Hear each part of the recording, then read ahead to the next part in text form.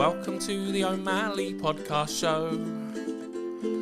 What we will talk about, no one will know. So sit down and relax and learn some awesome facts. It's the Talk to O'Malley Podcast Show. With me. Welcome to the Talk to O'Malley podcast. We're back again for another episode. I've got Daniel Sagar here with me. Have I said that right? I'm never sure how Sagar, I say Sagar. No, I've heard all sorts. Sugar's a good one, but no, you've nailed that. Sugar, who is a business coach, mentor, builder of people. He's given me a lot of advice recently, so I appreciate that. So we're going to talk a little bit about what Dan does and go from there, really. So, I mean, Dan, for people that don't know you, which is quite a lot of people, I think. Probably. Probably more no, I think a lot of people do know you on LinkedIn. You do some great posts. But what explain to me, as a simpleton that I am, what you do and how you make your money and how you help people. Yeah, sure. Don't put yourself down, simpleton. Yeah, sure. So, working with business owners one-to-one mainly, and I've got a group thing now up in Winchester once a month, but essentially working with business owners one-to-one to help them grow their business. So it's a lot of looking at strategy, a lot of systems and processes, improving the customer journey, doing a lot now, especially the last 6 months with automation, but essentially spending time with business owners, finding their weak spots, looking where they can improve and help them get more customers. Ultimately, that's the goal. And how do you do that predominantly? Like, because I know you were talking about systems, like you've helped me with some system changes, which I just can't get my head around. Is that a common thing you come up against with your clients? Yeah, for sure, because when I talk to people about, like, obviously getting more customers and changing their strategy, and obviously a lot of it comes back down to sales and marketing, a lot of my clients were just not having the time to implement the stuff that we were talking about. So I could give them all these ideas on, tweak this, change that, stop doing that, do this, but actually they've got no time to actually do it because they're just too busy in the business. So that's when I started to look at things again last year, and we started talking about systems and processes, like what can you potentially automate or give to a third party, even if it's just a part-time VA. How can you get that off your desk by making yourself and the business more efficient, so that then you've got the time to actually do the stuff that will move you forward. So you're a doer rather than a stayer and then don't make people do it? I like to think so, yeah. Accountability is a massive reason I think why people stay as a client with me, because I'm not chasing them, but I'll prompt them. I'll normally speak to clients every fortnight. But in that middle week, I'll always at least message them, say, hey, how are you getting on? Do you need any help? Are you doing the stuff that we talked about? Because that's how they're going to make progress. No, exactly. Because I think some of the conversations we've had, and I ring you and I go, Dan, I can't do it today. I don't know what I'm doing. And it's just, there's so much to do and you get so overwhelmed as a single practitioner. And I'm guessing it's probably a lot of your clients. And there is so much to do. And I just ring you and I go, help me, my head hurts, there's so much going on, how do I even do this? I understand what to do, I think, to an extent, but then I think I get stuck on the how, the why and the when, and then I just think, I can't bothered.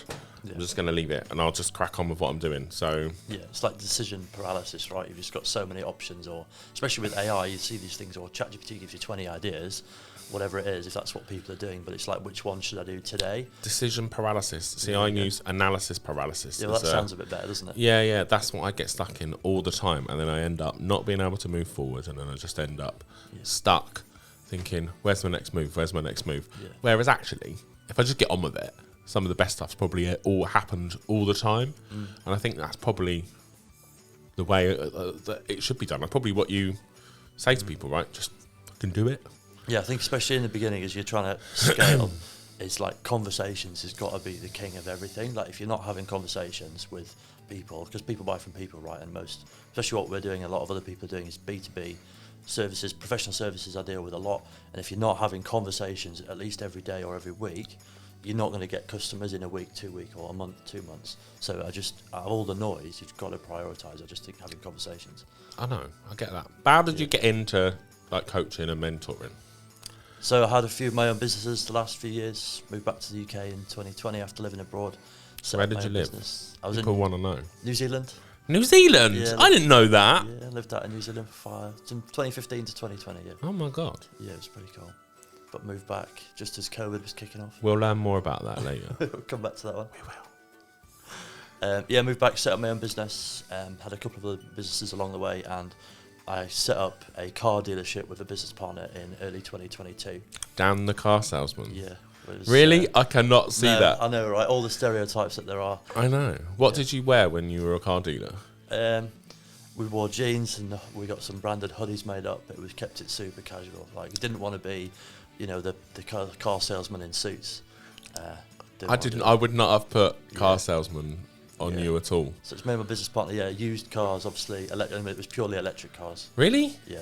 So, controversial, I know, perhaps. No, I don't think it's controversial. I just think, it must have been... I don't know.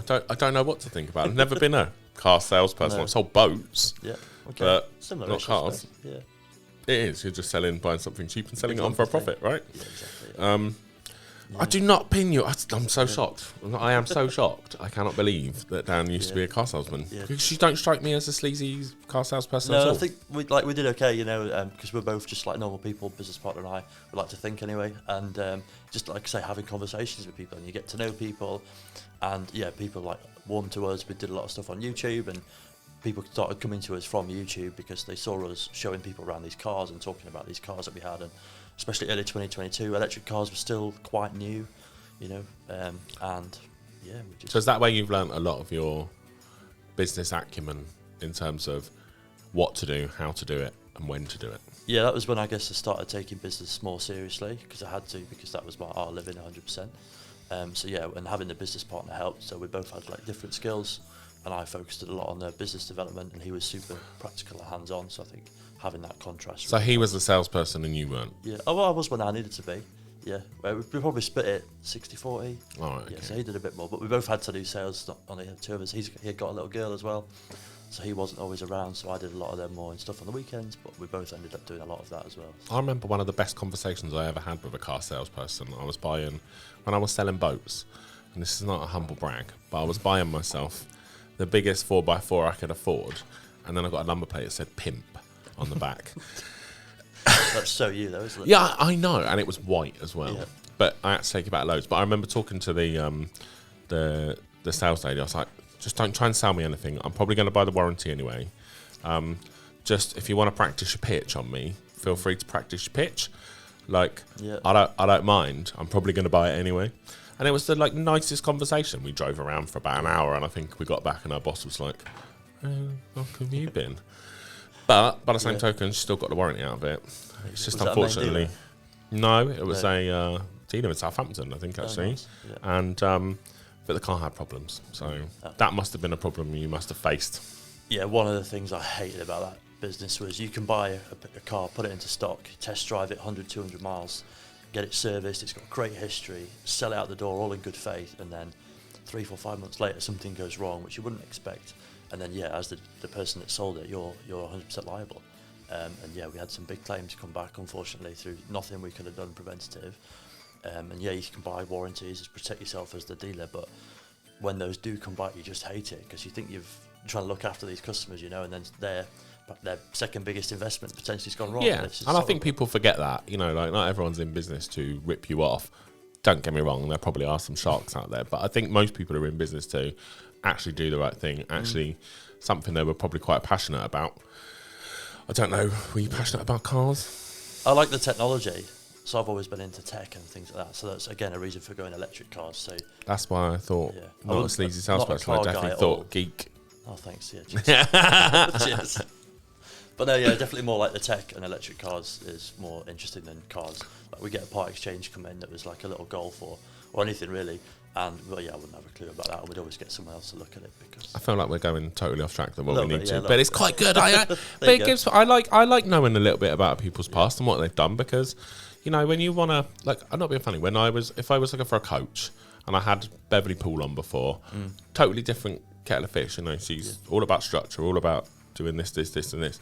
But I said to her, it's all about who I feel comfortable working with, and you have to know a bit of backstory. At the end of the day, we're giving you money to say, I've got my faith in you to do what you need to do. So, I did get ChatGPT to write down some questions. Oh, yeah.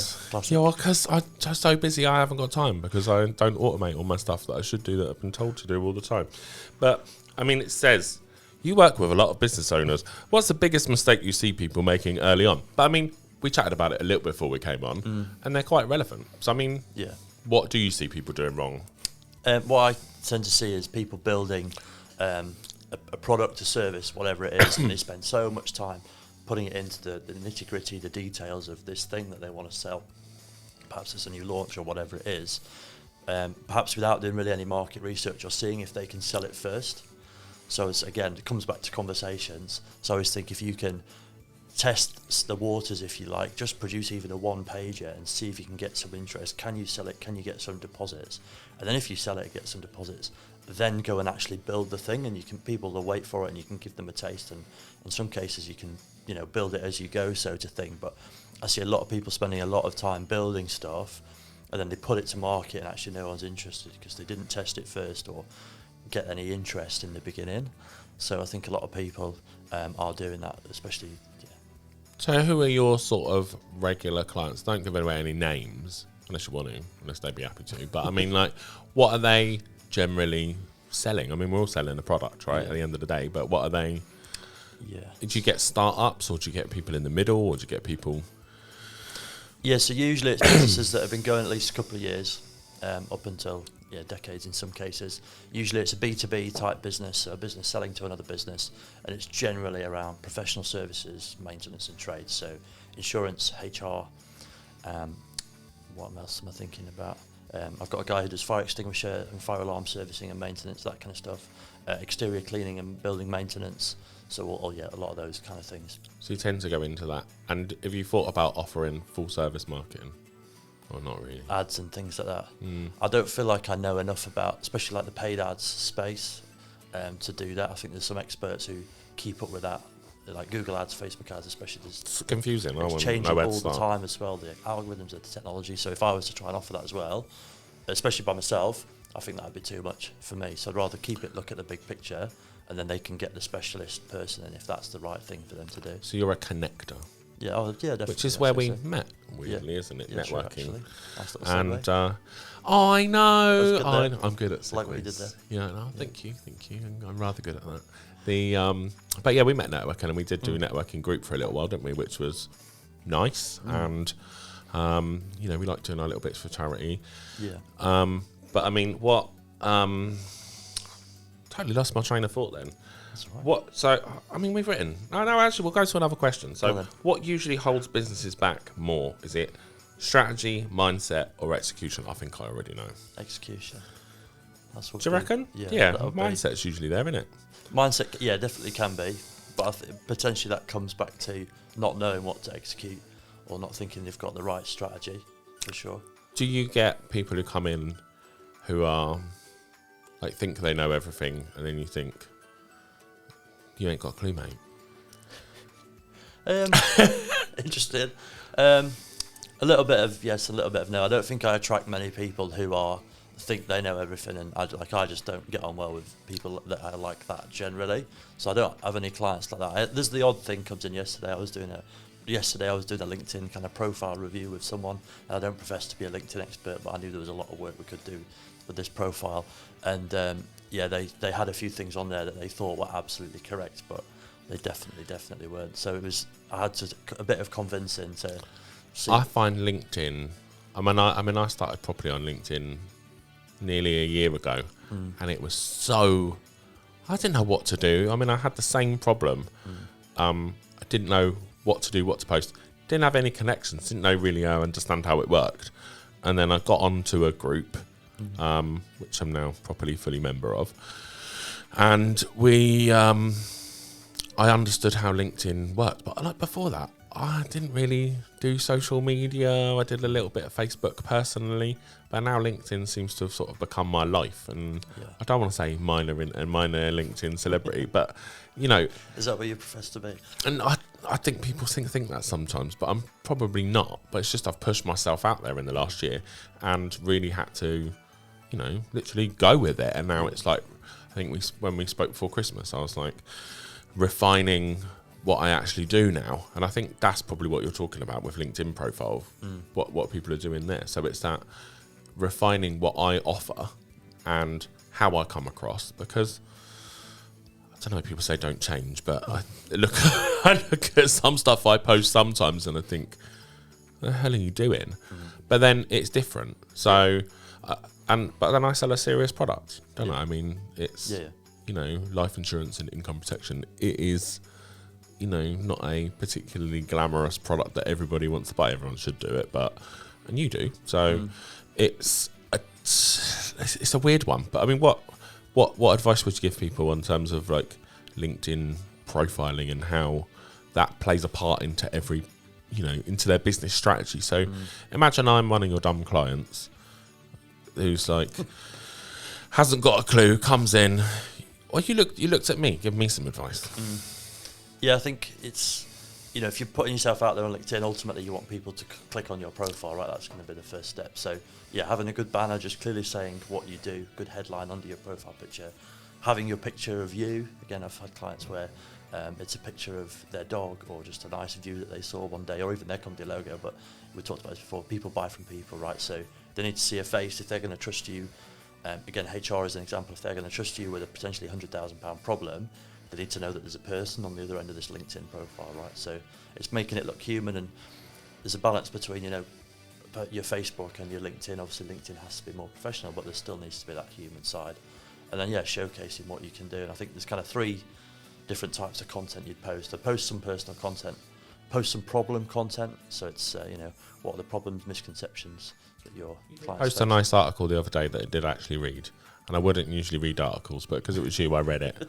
And because I knew, liked and trusted you, I thought, I'll read that. Yeah. And it was good. Oh, I can't remember what it was about. Yeah. At that moment when I was reading it, I was thinking, that is actually makes a lot of sense. I feel like I need to go and action some of that. Yeah. But I think it was in the middle of December and I was... I try and do one every week or every fortnight, and they're always the posts that get the least amount of the likes. They rarely get comments. But I go on the stats, and normally a few hundred people have at least been onto it and read some of it. And then normally it's the people that then come to me after 3, 6, 9, 12 months, say, oh, I'm interested in working with you.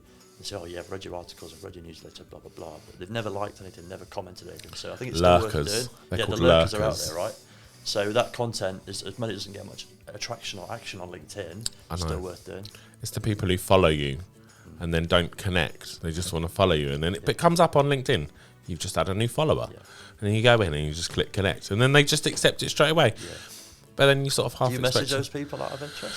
I need to get better at direct messaging. And, you know, because I was at a meeting the other day and someone said to me, LinkedIn is a bit like... It's like networking. But can you imagine going over and saying hi to someone at a network, or like just connecting with them and or going... and then not saying hello and having a conversation with them. Yeah. It's a bit weird, but I think that's what networking's like. Everyone's a little bit shallow. Like, and they do, you know, sometimes I see LinkedIn. I mean, I like LinkedIn as a shop window, and the more people you can get viewing shop window, fantastic. I'm not saying that everyone's going to buy, but also everyone wants you to see them as well, because so it's quid pro. I don't know what the words are. I don't know what the words are, but yeah, it is like one for one, one for the other. And I've met people on LinkedIn, or I've come up to people and then gone, oh, I've seen all your posts. Yeah. I was talking to a lady yesterday who I think I initially met on LinkedIn, and then we met in person and we just hit it off like a house on fire. People recognise you, right? Oh, I've seen your stuff, and that's the thing. People like the lurkers, they might do that, and then you bump into them, and actually they feel like they know you. Oh, I saw that. Oh, you were away on holiday last week. It's a bit disconcerting, isn't it? Yeah, it's like, oh, but you're putting yourself out there, right? And but it helps start that conversation as well. It is. You like jumps ahead a few steps. I find it quite. I don't know. I was listening to a podcast actually yesterday, and it was about how many people can you retain in your inner circle of friends. It was about monkeys, actually. Okay. It was about the average person can have 150 people in their close network, but then you think there's 1,500 people on LinkedIn. But like I sat there, I was driving to the driving range, and I'm listening and thinking, actually, when I'm trying to think of somebody, do they actually come to mind? And who am I going to remember? Yeah. Whereas when you read through a list, you go, oh, well, that person, that person, that person, that person. But actually retained memory from people that you're actually going to know, like, and trust. It's actually quite, I would say it's a bit of a revelation. that I'm just coming to now. It's powerful, actually, that having someone who directly comes to mind who go, that person can do that. And that person's going to be the person that you see with their stuff, right? Yeah, and exactly. And that's why we want referrals and everything else where it's going to go from there. So we'll go back to another question because we segued. And there's something I do want to talk about anyway. Because I want to go back to New Zealand because that sounds good. But we're not going to talk about that now. But at what point should a business owner look for a coach or mentor? ChatGPT is quite good at this. Yeah, that's a good question there. I think when they're feeling a bit stuck. So the way I would explain it is a lot of business owners, they start a business because they're good at what they do, especially in the trade space. They think, I could do this myself. They go off, start their own business, maybe hire a couple of staff, get a couple of vans or get a little office, whatever it is. And then they get their revenue up, and then they normally hit a point like a plateau. And then they have the same year again, and then they repeat the same year again, and actually they can't get to that next step.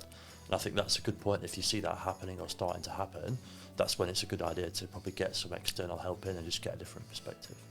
It's like having an employee, but relatively low cost, and who's there to just go like that. I mean, I had a chat with our next guest actually a couple of weeks ago, and Emily, and we were sat there, and I met her at Haven't Growth Partnership hub, and they run a training business, and obviously I do what I do, but when I joined, I was new, didn't have a clue, fresh out of it. Always had quite an analytical brain, but always worked for people historically and was just doing menial tasks like getting on the phone and selling the life insurance or selling a bathroom and kitchen. That's what I used to do for Homebase years ago. Oh, wow. Or selling TVs for Comet. Comet, wow, there's a flashback. I know. Yeah, it was good. Those days were one of the best days of my life, to be honest with you. We used to sell these Bose speakers. And it used to make me the most money. So I cottoned onto it real quick. I used to get an iPod and I used to just hang around there. And I'd get my iPod out. Slots in the top. Yeah. Don't do it anymore, does it? But it's all Bluetooth. But I used to get your iPod and I used to sling my iPod in and go, have you heard this? It's so good. And then people would, you just walk out. I'd probably sell 10 a day. Yeah. It was so good. I loved that job. And the people were so fun. But you're interacting with loads of different people, right, and having this conversation. Yeah, but before that, I'd never done sales. Yeah. And I got into sales in 2000, and we're segueing again, but I'm sorry. But I'm gonna talk about it. It's actually quite interesting. Yeah. So in 2008, I was working for a large pub chain, which I didn't like. And then I had to find a new job for reasons we won't go into. Oh dear. We'll edit that bit out. But I just didn't fit within the clique at that company. And to be honest with you, I was glad to get out. But I'd never done sales before. I'd always been a manager in retail or a manager in a pub. And then all of a sudden, I got thrust into this temporary Christmas sales job working at Comet. And I'm like, I haven't got a clue what to do. Like, how am I going to do this? But it's amazing how quickly you get into sales. Was that commission based? No, I got a salary and you got like really crap commission. It was like you got an extra £2 an hour if you sold 10 Bose docks, for example, like a day, because that's classed as an add-on. No, nothing life-changing. Yeah. But I probably earned just as much money as I was earning as a manager. Wow, okay. And then I went and worked for Homebase and did that for 3 years and did bathrooms. So if you need a bathroom designing, I can design your bathroom. I know, right? You still got that up your sleeve, have you? Yeah, I could. Yeah. I reckon I could get on the CAD design and design a bathroom. I did some really nice ones actually. I used to have like a go-to tile set that I used to do, but I did this really nice bathroom once where I turned a cupboard into the shower room. Nice. And it was all walk-in, looked bloody beautiful. Yeah. Yeah. More skills than we thought. I know. If I could have any bathroom now, I'd have a shower like container, but like a double one with a seat in it. A seat? You want to sit down? Yeah, hell yeah, I want to sit down. You don't look old enough to be ready for that, but... No, not like a seat. Oh, like with a, like a tiled seat. Oh, no, a nice like a bench. Yeah. Like you go in a spa. Like I want to be able to walk in the spa, sit there, put the steam on, and just sit there going, what a day. And just relax. You'd rather do that than go in the bath, would you? If I was going to have a bath, I think I'd have a Japanese bath. Oh, here we go. Ever seen a Japanese bath? They're like this long, but they're like this deep. Oh, geez. So you sit in it up to your shoulders like that, and it's got a tiny little seat. It looks amazing. I've never been in one. Oh, And they were about 1,700 quid. jeez, okay. I know, but I would be well tempted to do that. Yeah. Dream bathroom right there. Dream bathroom. Welcome to Talk to O'Malley Bathrooms. This is your new showroom for bathrooms, bedrooms, kitchens, and any other furniture you can possibly want. There we go. That's a new job, isn't it? But anyway, I was talking to Emily. That's where I was. Yeah. And we were analysing our businesses and like what benefits you can have from each one. So I can see the benefit of becoming a coach. So I can see like going from a sales and business role, why you'd want to share your skills. So I mean what made you want to do that coaching then? Did you ever got a history of it, or what were you doing in New Zealand? Yeah. Were you a runaway? Did you get sent Runaway. there? No, so New Zealand, where should we start? So well, I guess I go back to when I was 19 and I went to all my How old friends. are you? How old am I now? 34. 34. You look about 50. Yeah, no, it's tough paper round, right? So thanks, by the way. Yeah, all my friends went off to uni, and cheers. And I went and worked on super yachts. So did that for 5 years. Did you? Yeah. Where? So south of France originally, flew out there, got on a boat. Now I'm seeing you actually in a polo shirt. Yeah, this was like very much yacht uniform. Yeah, I can imagine that. Yeah. Yeah. Yes, sir. Would you like some champagne, sir? No, that wasn't my job, thankfully. What was your job? There's a lot of so I was a deckhand, lead deckhand and bosun, but it was like cleaning basically. What's a bosun? You run the deck department, which I was right at the end, but essentially it's still cleaning. I thought a bosun was part of the ship. Don't think so. Isn't it? Maybe it means something else as well. I don't know. I don't know. I mean, I've done boats, but I always thought a bosun was like part of a ship. I've always heard it in the in pirate talk. We'll have to Google it after. Ask ChatGPT. What is a pirate's favourite shop? Oh God, I don't know. Argos. Or it's Toys R Us. Oh, it's gone now, though, hasn't it? No, Toys R Us. No, you can still park over there. That's all right then. I think Toys R Us is actually back online. Oh, is it? I think so, yeah. I don't have kids. So I don't really. Yeah, I mean, there's millions, says Jeffrey. Yeah. They're all under one roof. We digress. It's called Toys R Us, Toys R Us, Toys R Us. Anyway. Back to the second. Yeah. Yeah, so I was on super yachts, did that for 4 or 5 years, and then the family that owned the yacht that I was working on, they were building a property out in New Zealand, and I was offered a chance to go out there and work out there, so it was basically a super yacht on land, 800-acre property. A super yacht on land to a house. Yeah, it was a big house, but it was run like a super yacht with, extremely high levels of service and standards. And when the family weren't there, it was rented out like a super high-end hotel. So I was out there for the last year of construction, and then we opened in 2016, I think it was. You're going to have to send me some photos. People are going to want to see these photos on... Yeah, you can look it up. Have you got photos? Yeah, I've got loads of pictures. I can give you some of those. Comment. I don't usually ask for comments, but please comment if you want to see those photos, because I am going to make Dan put those up somewhere. That sounds amazing. Yeah, cool. James is behind the camera there, and I can see him going, He wants to "Jammy bastard." Yeah. That must have been some life. Yeah, it's called right on the coast. We had 800 acres. It was a farm as well, but only 12 guests at a time. So 55 staff in the peak season. So you can imagine like the level of service. For one family, 55 staff. Yeah. What did they do? Have they got life insurance? I wouldn't really want to say on the podcast what they did. Have they got life? What were they? They have 2 phones. They probably had more than 2 phones. So you were basically working for a drug dealer? I don't know if he was. I don't think so, no. But obviously a very wealthy family that I worked for 10 years overall between the boat and New Zealand. Did they get sent to New Zealand? Sent to New Zealand? No, they didn't get sent to New Zealand. I know, it's Australia, isn't it? That's where they get sent. Well, that was the jail, or the punishment back in the day. Wasn't it? Yeah, I know. That's quite life, Daniel. You've Yeah, crammed quite a lot in there. That was a lot of my 20s, yeah, pretty much. That sounds a lot amazing. of travelling. And, very, very lucky, really. I'm quite jealous, if I'm honest. I had quite a boring, 20s, to be honest with you. Yeah. I don't think I had kids at 28, and we bought a house and... But that's normal, right? That's totally normal. I know, but now I'm 43 and I'm thinking I want to go and live... It's never too late. ...in New Zealand. Buy lots of life insurance from me so I can go and live in New Zealand and have a hotel with 55 staff. You could go and stay there. For 12 guests at a time. Yeah, you can go. That's insane. So what were your duties out in New Zealand then? I went out as operations manager. So I looked after the operations team, which, like the boat, was all the exterior stuff. So there was gardeners for that, but we were the exterior building maintenance, guest activities, portering duties, and I ran that little team. And then Guest activities. What was a high-end activity that you could do? highest, we had a 40-foot boat there. People could take out fishing. We had kayaks, but the best thing was probably these like little 4-wheel drive little buggies that you could drive, like a 2-seater. Like a dream buggy. Yeah, so we had like a dozen of those.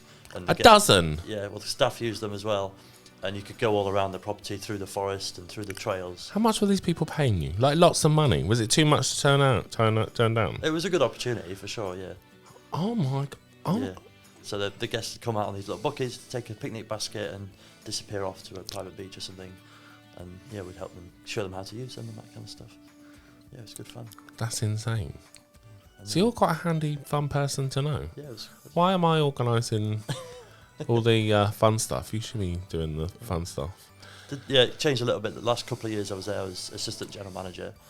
So I started looking after the health and safety as well, the AV and the IT on the whole property, training the other staff. And then towards the end I started doing the trade shows as well. So I used to go out to Vegas once a year, did events in Morocco and Europe and London, advertising the hotel basically. So I'd go and sit in a room with 500 travel agents and like speed dating events, promoting the hotel and all this. What are you kind of like stuff. with public speaking? Because whenever I meet you, you're quite good at public speaking, but from when I've had conversations with you, you're a bit like me and that don't actually enjoy. Do you enjoy it? I'm getting to enjoy it more, yeah, for sure. So I see it as something that's where I can help more people. So I'd normally would do something where I'm like giving value rather than plugging myself, which obviously seems to be the way to go. So yeah, I don't mind doing it anymore. Definitely, I think through that job I started especially with the health and safety role, like presenting stuff to the team. So I'd take like 20 or 30 of the team at the lodge, and I'd be talking about health and safety, which was obviously quite boring for a lot of the staff. So I had to find ways to make it interesting, and that's when I kind of started talking to groups of people. And then since doing the coaching, I've done a lot more of it, obviously. So yeah, I don't mind it at all. I mean, how do you like I said, I hid away. Although I was doing sales, I hid away and was doing it on behalf of someone else. But I hated speaking in public. Whenever it came round to my turn, especially when you're at a networking thing, I remember the first. I've got good at it now. I think. Still get nervous. Yeah. I've got to stand up and say, "I'm Tom. I sell life insurance and income protection to business owners." Blah blah blah blah blah. And it makes me cringe. But like, I mean, how do you meet a lot of people that have not, who've been working for someone and then decided that they're going to go out on their own, deciding that they're going to run a business, doing what they've done, like you said, building contractors. It's quite common. You see that quite a lot. Yeah. And like, they've got to go out and suddenly plug themselves. I mean, this podcast is partly my journey into like, I'm pushing myself out of my comfort zone to make sure I actually do it and that I'm accountable. So that part I'm good at. But like, there must be loads of people like me who sit there and go, where do I even start with public speaking? That must be the most nerve-wracking thing. Like we were talking about LinkedIn earlier, and I said I didn't know what to post, didn't know how to post it. I think we were talking about an idea that's possibly going to do about video content day as part of offering value. Do you find that people struggle with that? Yeah, for sure. And I think networking, actually is a great first step. So people are a lot more hesitant to put themselves on camera because they feel like it's more permanent and more people might see it. But to go to maybe a small networking event where there's 12, 15, 20 people and stand up and say, I'm Dan, this is what I do, is like a baby step, right? And then you do that a few times. You do that every week for a few weeks or every month for a few months, and you get used to it, and then perhaps later on you'll do camera, then maybe you'll present to a room. So I think networking's like a good first step for that, sure, to build up your confidence. I get it. I think I've recently signed up to say I'm going to do a proper pitch on a talking event, but I don't know what I guess you think you've done webinars and seminars and stuff before, haven't you? You did one on cyber AI stuff. AI stuff, December, yeah, that's right, yeah. Yeah. So I mean, I think I should be probably doing stuff like that about life insurance and presenting to groups. Yeah. But then I get not ashamed of what I do. I'm very proud of what I do, and I think it's very important, and I do 100% believe in it. But it has got an air of you know, I think like IFAs, they're quite, and financial advisors, they're quite, I don't want to say stuffy, but like we always look like we know exactly what we're doing, and it's a bit preachy, and I don't want to be preachy. You're just trying to give people information at the end of the day, and I think it's probably, that's, you know, like you, it's the sort of client you want to deal with, who just want to take the information. But I wouldn't even know where to start. Like, what? I don't think I've ever done a PowerPoint presentation in my life. Yeah. I grew up at an age, well, you're 9 years younger than me, aren't you? So when you were at school, did you learn things like PowerPoint? Did they make it? I don't know. I feel like we didn't learn PowerPoint. Like towards the end, maybe we did some like Word and Excel, but nothing like advanced or crazy. No. I think it should be quite a key thing to teach people in schools. Maybe it is now. I don't know. Public speaking. Oh, I don't know. public speaking, yeah, for sure. Yeah, I don't know. James, I know you're off camera, but how old are you? You're like 20... 29. Did you learn public speaking when you were at school? No, we did PowerPoint. Did you? See, I wouldn't even know where to start, like how to make a... I mean, I know, I can probably figure it out, and it's not rocket science. I can edit a video. I'm pretty sure I can make a PowerPoint. PowerPoint's not always the way to go either, right? Because people sometimes they'll get bored by that or turned off by that, so you don't want too much PowerPoint either. I know, but like, I don't know, what's your... If you were doing a fight... I like to think there's 5 prongs approach to all your marketing, getting your business out there. Because ultimately, that's what we're doing. We're always selling, right? So, what are the tips that you'd give people to strategize their business into a, you know, what's the foundation and scaffolding that you're going to build people? I would just say start with the end in mind. So, like a lot of people that I speak to haven't set any goals or know where they're actually trying to get to. It's all right saying I want more customers, I want more leads, I want more cash, but actually, what does success look like? You know, do you need 5 more customers, 50 or 500? You know, I think you asked me that actually the other day. Yeah. But to me, it's like, I'm not going to say this. It's like churn it. You know, it is. We sell the same product to the same customers over and over again. Yeah. It's the same need, but I mean, I guess, how do you have a? Where do you draw the line? But I mean. It's all right having the end in mind, but I mean, the end in mind for most people, does that differ from person to person? Yeah, 100%. Like I've seen this with my clients. So, good example, I've got a client who's been in the fire service for 35 years. He's just the guy who does the fire extinguisher servicing and all that kind of stuff. And he just wants his business to give him 50 grand a year because that's what he earned in the fire service, and he just wants the same from his business. Whereas I've got another client who they want to go on nice cruises, they want to put loads into a pension, buy a bigger house, and he wants 300 grand a year. So, and that's into his personal bank account after tax, right? So he probably needs to earn close to 600k a year out of the business to actually get that, right? So obviously they can offset stuff and things like that. But yeah, so we literally map it out. I've got a template we go through. You know, what do you want to put your kids in private school? Do you want private healthcare? Not that that's expensive. How many holidays do you want to go on? We map it all out, and there's a number at the bottom. Okay, and then reverse engineer it. What does the business need to do to deliver that to you as the business owner? And we just go from there. I mean, I have thought of it like that. But would I actually do it that way? To me, that sounds a bit cringe. Yeah. But I get it. I think I got asked on one of these. Do I want world domination? I'd say no. A bit extreme. Yeah, but no, I think that this shouldn't mean world dominant. I think it just means you want to be dominant in your area of business. The honest answer is I don't know. Yeah. And you know, I'd like to be comfortable, but I also like helping people. Like I said, you know, like in terms of coaching, part of the reason, you know, it's something I could see myself doing because I want to pass on my knowledge. Yeah, I think you'd be good at it, yeah. Sometimes. I think the biggest problem I struggle with is authority. So, like, you stand from an authoritative position, but then I've had no training in doing what I'm doing. But weirdly, I think when I'm talking about it publicly, whereas when I talk about it one-to-one with people, like I'm really good at looking at their strategy and looking at like, because I come from a sales background, so I know, and I think that massively helps, and people like that. You know, like how can you build this? How can you build that? I think someone asked me to do some social media videos for them. They're on a bit later on. Health and safety, boring. Oh yeah. Yeah, I know, but it's like, how would you do that? But I wouldn't even think to monetize it because I'm doing it out of the goodness of my heart. Yeah. Well, how do you know, if you were talking to someone who was if you were talking to me and saying, Tom, go and be a coach, where would you start? Where did you start? You got qualifications? Yes. Oh well. Yeah, I went and got like licensed as a coach, if you like. So Yeah, I yeah. started doing some work without that. When I came out of the car business, I started doing some basically consultancy work for another dealer, actually, like another car dealer. Yeah, that's a good place to start, isn't it? That's what I would think to do, yeah. 100%. They just asked me for some help. So I spent a couple of days a week with them in their office doing a bunch of stuff, and I really enjoyed it and started getting results. Things started happening, and I just thought if I can do more of this, then I'll be happy. So then I went away, got certified, went through a bit of a course and got some foundations, if you like, and got a system behind me, and then went looking for more clients after that. Yeah, I think from my side, it's the measurables, which I am not very good at. Like I will hunt, like I can keep a spreadsheet of like sales, and I can keep a spreadsheet of clients just about.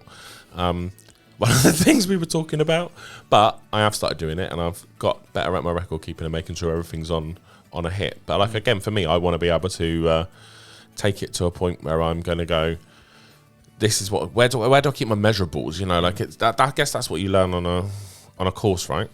Yeah. Oh yeah. It depends. Yeah, it depends where you go. I mean, there's so many options, right? But yeah, it's about having a system that you can like deliver repeatedly to people. That's actually helpful. That's the main thing. Yeah.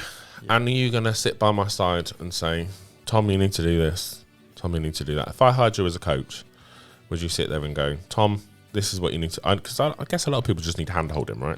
Yeah, a lot of people are doing a lot of stuff right, and it's just a few small tweaks to make a big difference, yeah. To me, I go, I need my hand held with this bit. Like, even to a point of using, like, Google Drive or using something else you got to do.